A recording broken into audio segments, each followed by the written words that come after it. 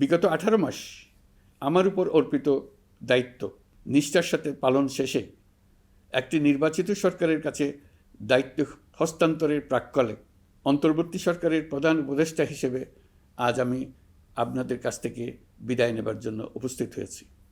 আজ বিদায়ের দিনে 5ই আগস্টের কথা স্মরণ করে আপনাদের কিছু কথা বলব। কি মহা মুক্তির দিন ছিল সেদিনটি, সে কি আনন্দের দিন। বাংলাদেশিরা দেশে বিদেশে যে যেখানে ছিল আনন্দের চোখের পানি ফেলেছিল। দৈত্যের গ্রাস থেকে তরুণ ছাত্রছাত্রীরা দেশকে বের করে এনেছে, দেশ মুক্ত হয়েছে। কিন্তু দেশ সম্পূর্ণ অচল।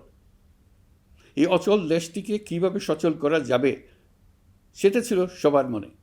অভ্যুত্থানের ছাত্র নেতারা ঠিক করলো দেশকে সচল করার জন্য একটি সরকার লাগবে। সরকার গঠন ও চালাবার জন্য তারা আমাকে খবর দিল। আমি তখন বিদেশে, আমি দায়িত্ব নিতে রাজি না। তারা জাতির প্রতি কর্তব্য পালনের কথা বলে আমাকে রাজি করালো।